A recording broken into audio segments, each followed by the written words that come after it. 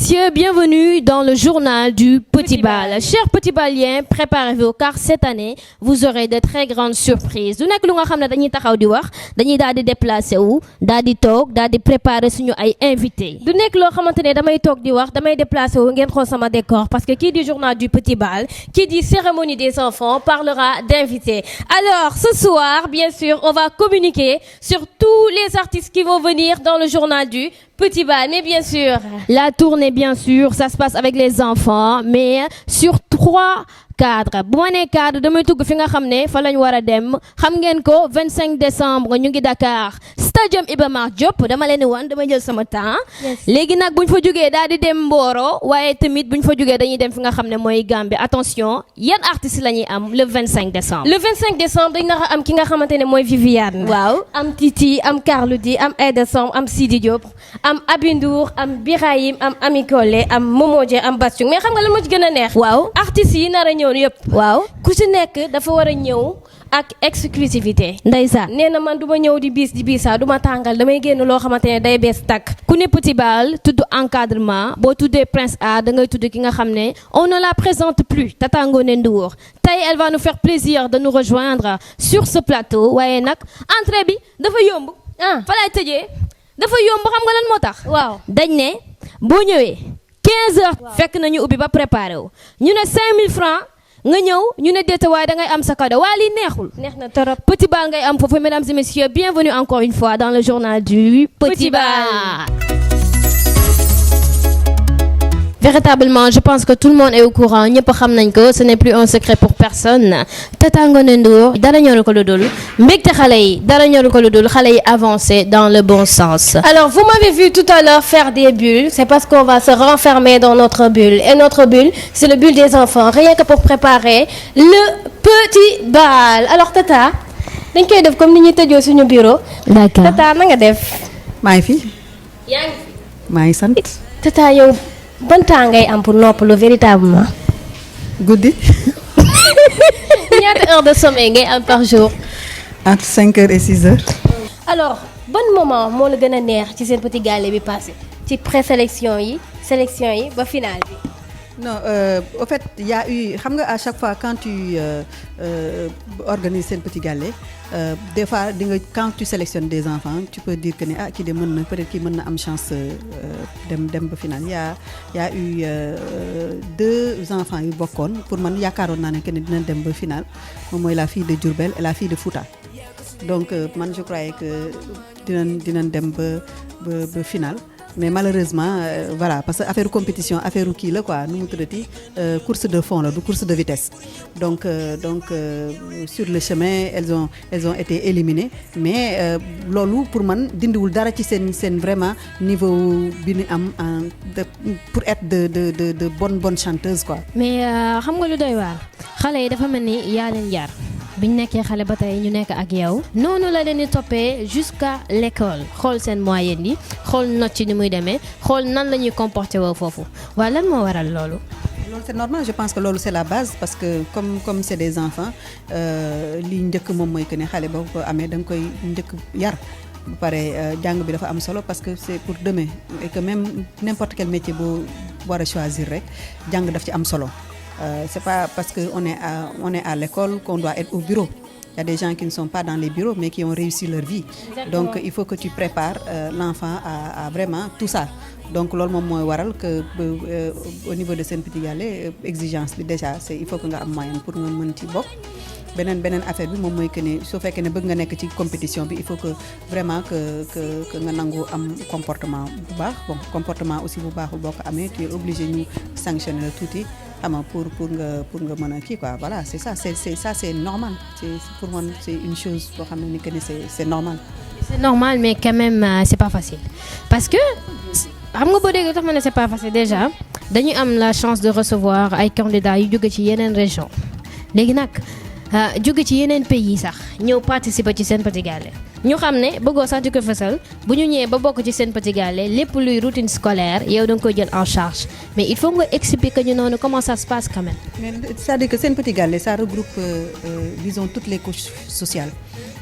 La plupart des enfants qui viennent sont des enfants qui viennent de familles démunies donc kës néew li nga xam ne ni que ne yàlla séddale nañ ko mu nekk lu tuut du lu bari il faut que aussi sunu yéene ñu mottali ko ci xale yi ñuy fay ci ñenn nu mu tuddati yenn xale yi ñoo leen jël en charge di leen fayal seen jàng loolu depuis très longtemps mais pour man c'est un côté boo xam ne ni que ni j'ai même pas envie d'en parler parce que pour man c'est pas ça je cherche pas à justifier ce qu'on fait lu war la su fekkee ne ndëgum jàmbur yàlla yi nga xam ne ni que ni seen yoon nekkul ci dara sax boo nu gisee kenn koo xam ne ni que ni mën nga leen jàppale ci àdduna da nga koy def donc et pour man que les enfants réussissent demain sur n'importe quel métier boo xam ne ni que ni moom ñoom la ñu bëgg pour choisir que loolu ça sera mon plus grand bonheur.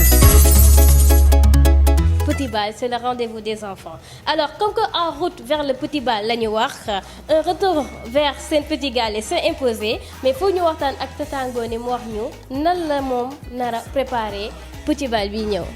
Voilà xam nga petit bal pour man c'est l'un des plus grands événements du Sénégal, le plus grand événement pour enfants du Sénégal depuis maintenant je pense que on en est à la 12e édition si je ne me trompe pas. Oui. Donc yàgg nañu ñu koy def donc c'est une idée qui est née du grand bal de Youssou Ndour donc grand bal pourquoi petit bal. Oui. Donc c'est ça et on a constaté que ne Dakar même ba tey jii nii sax y a pas trop d'événements pour les enfants et que aujourd'hui xale yi ils ont droit à nu mu tuddati au loisir donc bu ñu jëlee seen i ay vacances de les grandes vacances il faut ñu am lu leen occuper tuuti donc je pense que des émissions culturelles parce que culture yàqul culture dafay defar boo demee ci école yi culture dañ ko fay jàngale musique dañ fay jàngale leneen ak leneen théâtre lépp lañ fay jàngale pour que ça fait partie aussi des matières qu'on utilise pour mieux former l'enfant pour teg ko ci yoon bu baax donc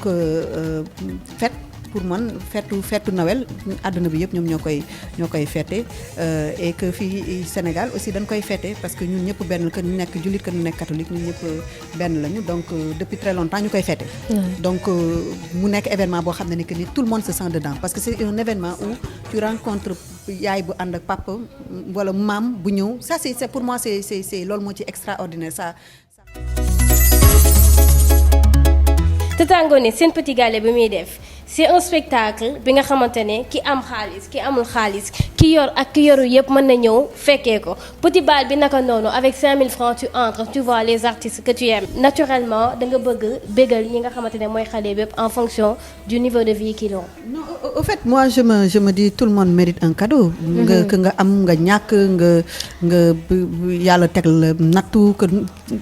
foo munti nekk rek pour man xale bu nekk ci àdduna war na am benn moment boo xam ne war na mën a sourire quoi te lii bégloo xale boobu pour man boo ko defee loolu c'est pour moi c'est extraordinaire ñun par exemple le petit bal pratiquement 30 à 40% des billets dañ koy may et dañ koy distribuer ay xale yoo xam ne ni que ah oui yoo xam ne ni que ne mënuñ seen parents yi amuñu y a beaucoup de ñoo xam ne ni que ne dañu yore ay xale ci petit bal bi la ñuy xaar pour ñu jot leen seen billet ñooñu naturellement chaque année ils ont leur lot dañ leen koy jox parce que àdduna noonu la donc pour man le petit bal c'est un événement qui offre à un enfant comme ça vraiment ay cadeaux mu reetaan mu tëb mu kii parce que pour man loolu moo gën a magique ci àdduna gis xale buy tëb di reetaan kii loolu dafa neex après nit bi dem tëddi c'est une histoire de 4 heures de temps. Oui. Après loolu yàqul ci àdduna.